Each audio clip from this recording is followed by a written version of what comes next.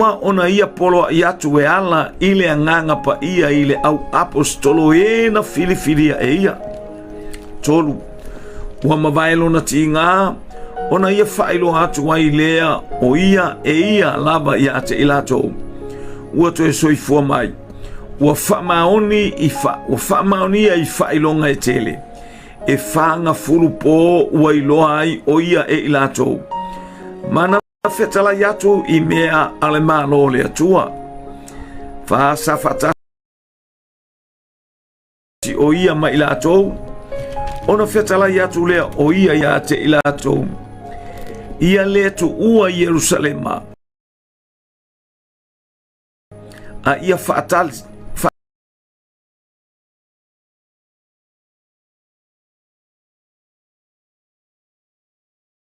tali le mea na fola ina ele tama ua outou whaalongo ai i a tau.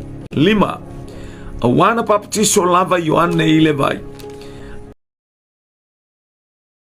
A o outou e papatiso ina outou i le anganga pa ia. Ele tele ni aso e vaa. I ia le atua o se whiauta ua tele e whaama i tele anganga pa ia. Mea se sili male matango fie, mea se sili male lelei.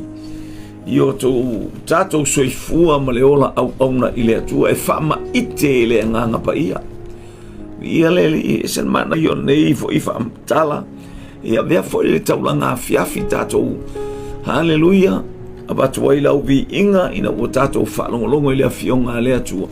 Pese ola.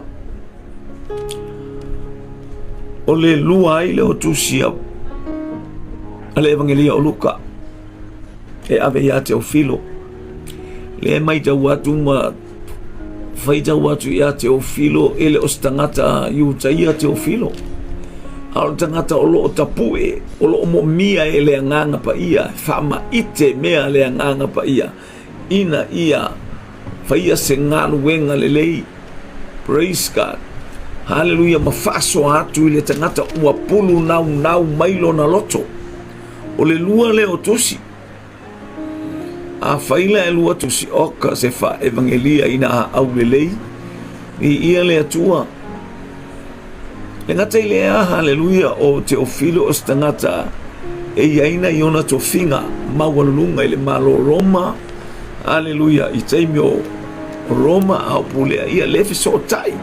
Se le mana i o le fisota inga whaama ite le nganga pa ia o a mai au fisota inga i e whai o a mai a tato fisota inga i e whai maisi o tato uso atangata o whaama ite le nganga pa ia po whaama ite ai lo ma fau ma me te vai tu tupu. Hallelujah i le a inga lau ngā luenga po ngā luenga fo i le atua a e se le mana i ata isa ina i tātou e le nganga pa ia whaama ite mai e le nganga pa ia me tātou te whaia. Pulu nau lea o le loto ina ia whaatino i ia lele. Aina ave mo i le tusia Paulo o i le tusia Luka. Teofilo o le o langa leo Yesu ke risol tangata leo te tala i atua i ate oe. O ia lava o le Mesia. Tusi mai ai Teofilo tusi mai ai Luka ilana tusi mua na te au atua. Aleluia le soifuanga ma le olanga o le tangata lea. Se me maofa i utaia o se me maofa i Israelu. Haleluia. Sa fatali i le atua fatalitali. Haleluia i le Mesia e a fio mai le langi. A le ua fio mai le Mesia. Haleluia. O tawatia o e Teofilo e a matailana o onga malana tala inga se ia o mailo na maliu malona toi tūmai. Le ua moli atua ia te o tele iwa ai e tangata. Tele i muli e tangata. Ai e sele mana i o le nau whaama ite le anganga pa ia le loto. Nau. Le loto fia maua mai. Hallelujah. Se i tā ofi to tonu o lona a inga. Se mea le lei. Hallelujah, wa ia whaalongo ai wa o le tangata lea. Hallelujah. Ia o le tangata wa leva la maona, praise God. Ona valo ia ele tuspa. Ia lea wa waba ai atu. Wailo atu o leo mo fewa I matangata sale manatu e fewa I matangata lea lau atu e tusi aila na tusi lo na lua lea ta ua o le tusi a ngā luenga le au apostolo na tusi a lava ele haleluya ele fo mai lea o luka na ia wha manino I ai mate le I fewa I matangata lea o ke le iloa se tala a o tala mai haleluya ia te ila touna ba ai na whaalongo na whewai na tango na ulima whaama ite lea nganga pa ia haleluya ilo uloto malo uloto ina ia tāpuru nau tate maua haleluya se me sili male tāua hua tāpena ina ele matai o ile langi mo oe mo a uma so se tasi e whātua I lea tua e on tala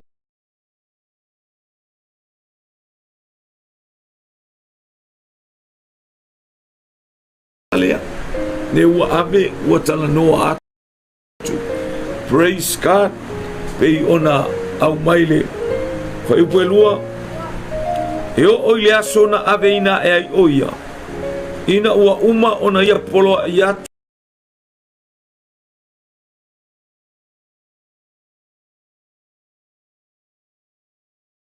ioi e makua maka ukia la uwa ainga mala utilo inga yo inga wa ya Yerusalema wa va ole ai ioi haleluya e alu wa tala inga o tangata fale anga mea praise God haleluya ma ila to o e fia sili ma e fia pule sole ua matua pala lasia ila lole tulanga o iai aisea sole o le tala ina le tamalo fast fuluaso talu na oti ua to e tu mai fast fuluaso o fewa I malona auso fa tonu folango fa ma itele anga pa ia I loto lona auso hallelujah praise God ina walato talton o to e tu mai se ulua I tangata ola na ye wauti praise God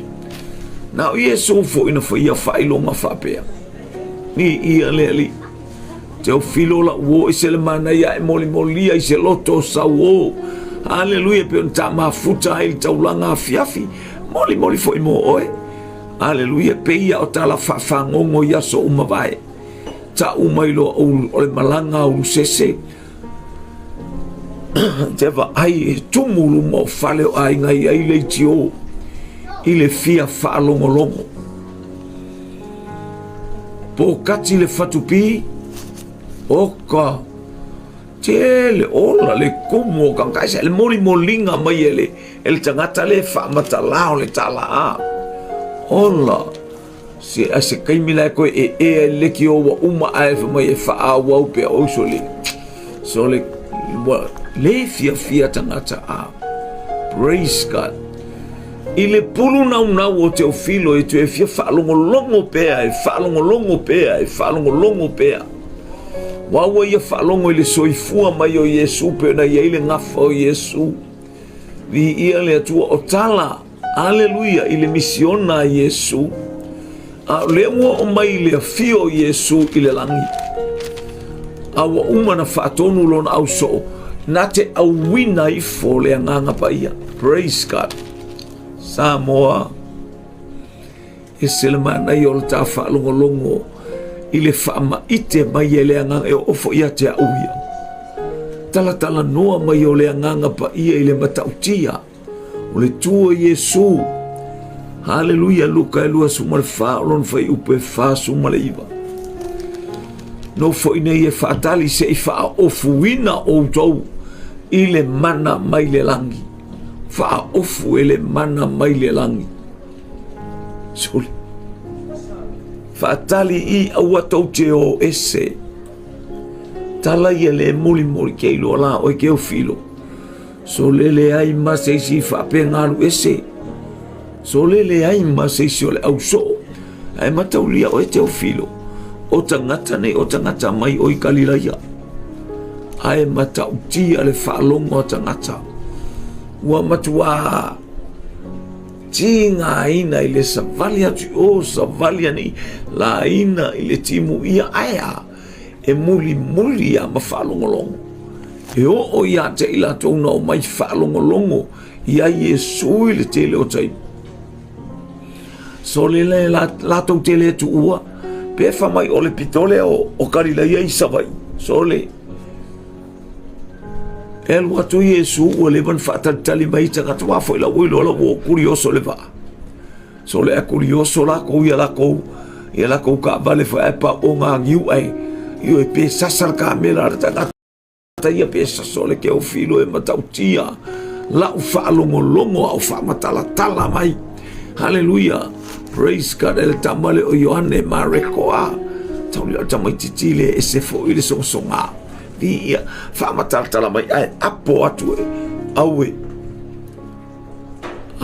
yo o fo ila le fai fangongo ma le fa matala ina.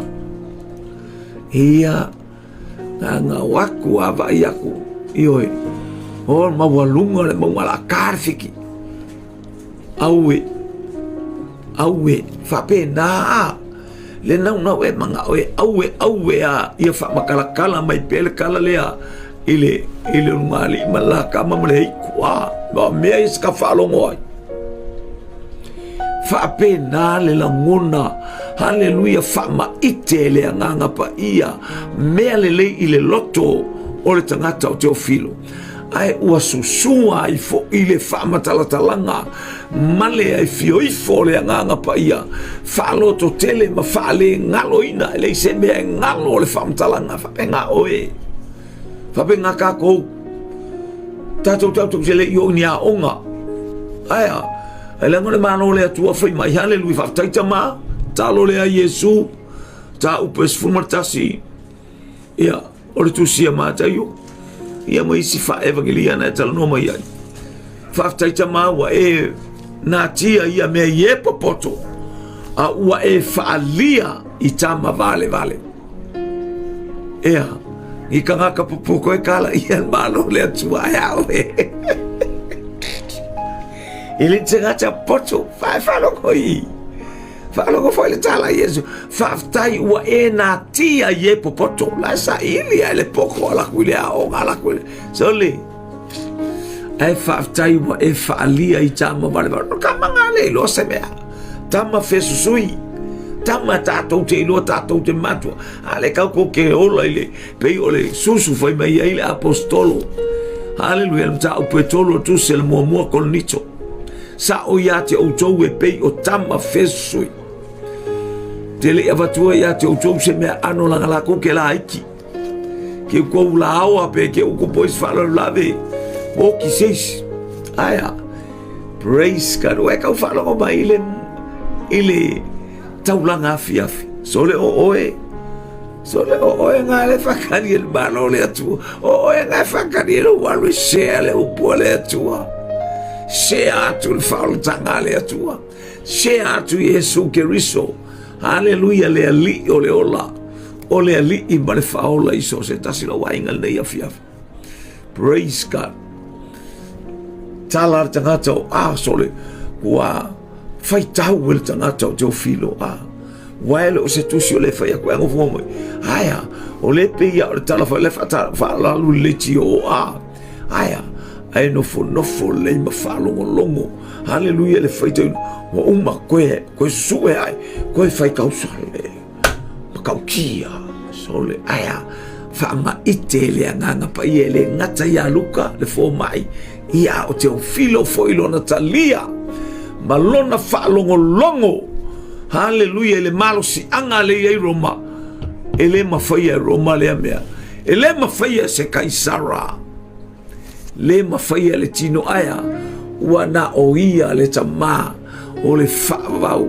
e ala ya Yesu Kristo le via le tua praise God le utato fa longo hallelujah fai mai sa fai atu Yesu fa pe atu Yesu io e ala le awina mai o le nganga pa Yesu le o tangata nei o le pusa ilunga hallelujah o le FIU le nganga pa ia o whaatalitali tangata nei matatalo. Praise God. E matautia, iutaia. E le whaapea se sawa o le tala le lei ki au filo. Nisi kala le au mai ele nganga pa ia na tui. Ki au filo, e matautia la me. E o leo ki le fefe kangaka. Wo pe o lako vai sur kau la au. Fatai tai a Yesu. Pe o lako mea fua, mea uma.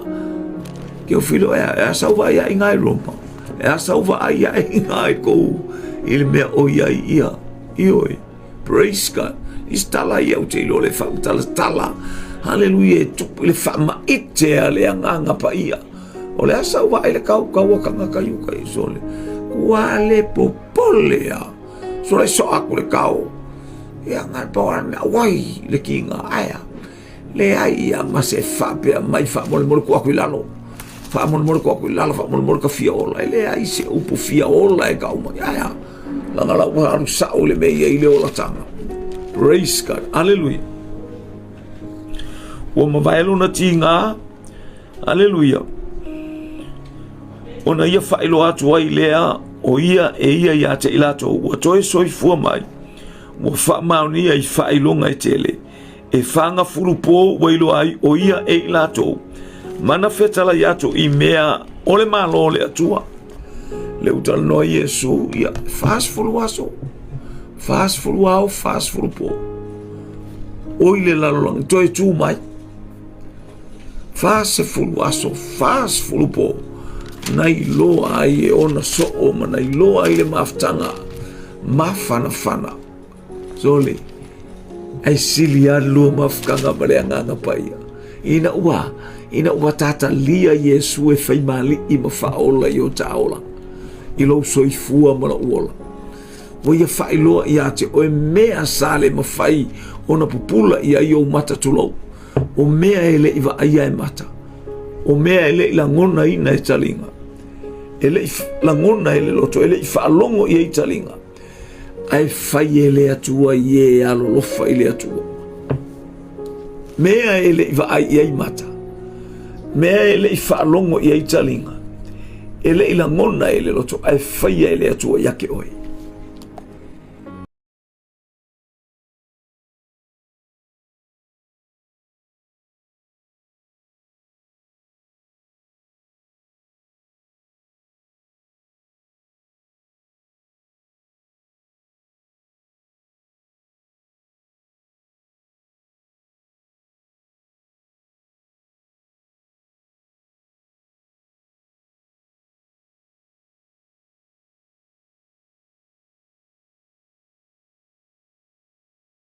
Pea e alofa mau tato wala. Inko pe kongi e kako wano. Paulo ia Timote ole o male tamau a inga ole atua. Ole loto malie male amio atua. Malie lo loko. Malawa amio fapa ia ina ole amio atua. Ole oanga. Tamau a inga na ole atua fa ia Timoteo. Awange ilusi oe mai. Ioe. Praise God. Awange ilusi oe lo wa ai kupe ma menga e fai iska. Loto malie male a mio atua. Ole oa na male. Tamau a inga ole atua. Vi ia leli. Praise God. Ole oa le fa soa mai ele atua fa ma ite le anganga pa ia. Ile na ia fitato fa longolongo. Ngo o ina fioa e Yesu ile lamu. Tuma va ai. O mai angelu. Tala tu spoli. O mea tala no atu te o filo. E maka ukia. E matautia. No polisi tangata neina maa losi la na tala inga malantau singa o Paulo. Maa losi la na tala inga i tutonu o Roma. Halu fo e ai e va ai woma e masani. Fasoa i e tala. E maofa. E matua maofa i le sawa o le tala lele. Ua faatumulia le lalo langi atoa. whaatumulia le lalolangi atoa i le fe au o le tala lelei. Hallelujah, ole ave fua. Hallelujah, praise e whaama ite le anganga pa ia tutu lima le afi. Whaatafe le vai. Ai mainu e mamao le ma. E mamao le ala. Ole areto. Male waina. Whaamanuia ai le atua ili soifua ma le taulanga afiafi. Mo oe, mo auwi ia le to whalangona le isi maule. Sa fatasi o ia ma ilato o fetala iatu. O ia iate ilato ia le tu ua Yerusalema. A ia fatali le mea fola ina ele tama wa outou whalongoa iatea. A wako ke o se si mea o koko e fia o i kalilai. O ia le fia ori le whakale me kai koru o whangau. O ia le fia ori. O ia le fia ori pe a whai o le la e alua. Ai ko umako ele en tangata no no fo mai. Alua wale si kaika. Soli ko inga mea we babe ole mai ko ingai. Ole mama ole me ka ko ke ai o lungai kalilai. Sau kalai sau Samaria. Fa ko au o mele ka ke ai. Ko a mama o aya. Aya le fama itele anga pai. No fo Yerusalem se i mawale mana ese le manga yo le me fa kali ia ile au. Le apostol se i mawane i o toutu ua Yerusalem ese le ma. O ke ko Yerusalem. Awa ete tu ua, hallelujah, le maftanga male anganga pa ia. Le mena bueno foi loa. Se awul fia wa isolo. Se ki fa wa isolo.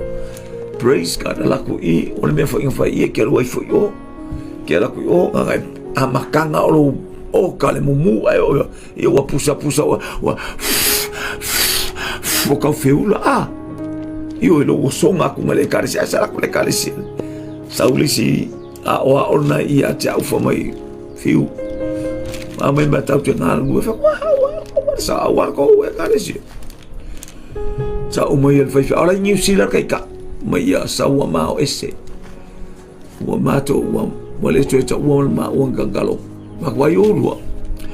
A ua whawhiwhia orua e sa kangi. A ua whawhiwhia orua I upu. Pe whai mai whaiwhia ora tangata while e mulo na loto I le atua. Whaakali a se I o mai le makai.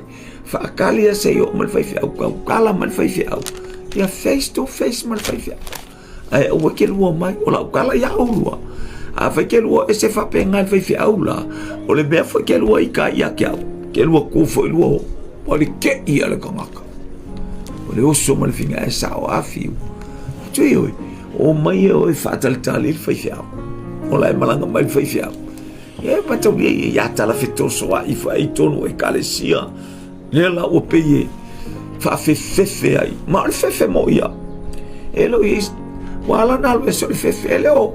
Eleo fa ma itele nganga pa ia se mele le loto le ngor. Na te fata talia I lupe o mau. Lupe o fano loa. Lupe o nau mat. Aya. Na umatu I lunga o. Eo o mai le taimine. Na mawhetau I matele eo mai ala mawhetau I mea whalawela inga nan tu so whaksa.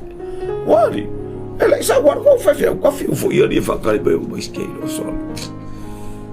Wako e pai sa war whawhia wele ai ani mea na tutupa. E wawan palai. E sele mana I o lo whatalitali. Hallelujah le fama ite mai ele nganga pa ia o mea mata ngo fie message res sanga vi I aile atu le soifua mo tato walang Samoa lo watu no il nei AFIAFI. Praise God. Hallelujah. O fatali Jerusalem. Ai lo sela ko mo Jerusalem. Aya, ai langa la ele malu e tapu ai male ele a ko ala e fatanga mo so stangata tapu ai ile atua. Ua sau e tapua I le atua mai le aitu, ma le aitu, I le aitu ainga, ma le aitu ainga. Ua tu I lunga I lona fale ai alu I Yerusalema. No nofo I Yerusalema. I ia le ali, o le a ia le tupua. o le a ai o le matangofi, o le a ai o whaamanuia. E palasi mai le anganga pa ia, i le aso na tatalo, o le papa tisonga wa o mai lunga o le aso, fa mai le ang le FIU pule lima.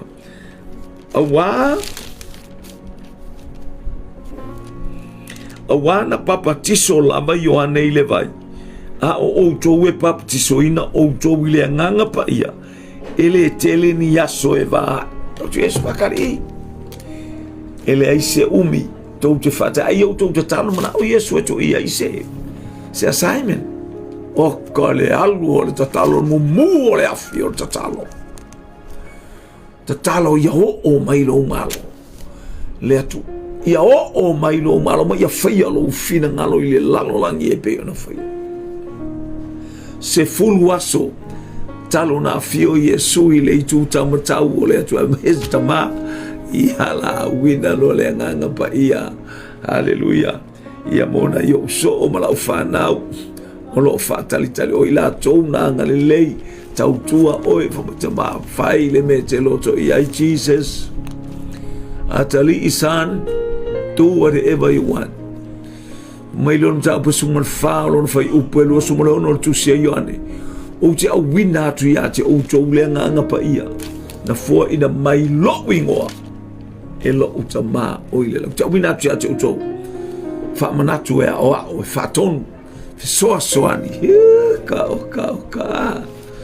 Papa ti songa le nga pa ia. Ile to ya te uia. Haleluya lo ta o te oi.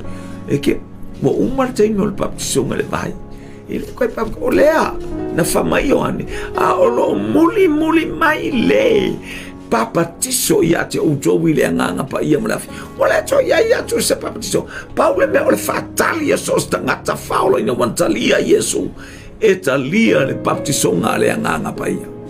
Olea fatatalo ma fatantari tatalo ma vala au Yesu e o wina mai lo wanga fau la me faina etalia fita la me faina e ona ole fiso soani ale nganga pa ia ua fau uma papa tiso lo wolanga ia famu ia le tro samo ia te fa mai te ele nganga pa ia. Haleluya. Lela tata noa to ya netu sil taulanga afiafi. Na isel mana yo ngalwe ngala apostolo. Tato olo awa ili mai ele apostolo. Le taimi lea ua fio ifo le nganga pai. Le au mai e luka mo moli e ngalwe nga uma na faia ele nganga pai. Sei fai lo atu. Haleluya ilona uso polana wo. Haleluya lo fatali mai le so onga male so onga o le pokalame. Po le hale me wo iai. Awani misia. Fa longo pe i le afiafi ma le afiafi. Au ta watu le tusi ngalwe nga. Haleluya. Ile ngalwe le au apostolo tusi luka e moli ai mea uma fa ma itele nganga pa ia to ala como faiva talo mai ya mo le malosi talo mai ya mai fa unga le tua talo mai ya tai fa unga fo ile aso ile taimi ina ia tai ai fa mo yang ole taulanga afiafi fa mo ia le tua Samoa ya te o ne afiafi ona o Yesu. Amen. So God be the glory forever and ever. Amen.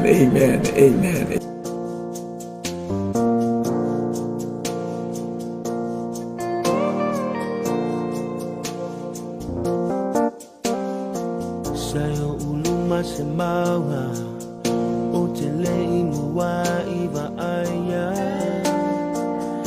Halai ona o wala auleni e ui wana o se taimi Yesu tali alak tutalo fa mole mo o mana umi oe unisi taimi te a e ai maunga Unisi taimi so le basa Unisitaimi ite uileto afa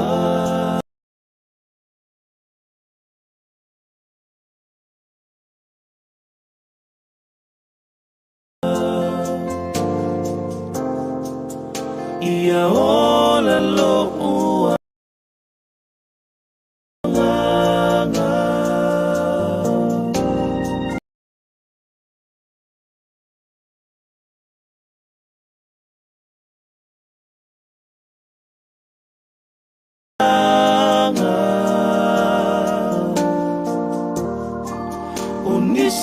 Unisitaimi ite ai maunga Ia ola lo uanga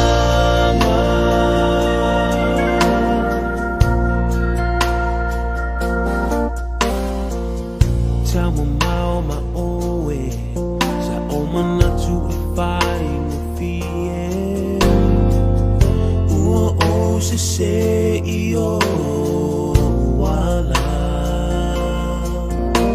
A o te tau tino nei A o to atuli O a ule nei Yesu e tali ya mai Unisitaimi ite ai maunga Unisitaimi e sole basa Unisitaimi ite uileto afa Ia hola lo uanganga E malo si lo ualofa E o mai leleanga Unisitaimi ite ai maunga Ia ola lo uanganga Unisitaimi ite ai maunga Ia ola lo uanganga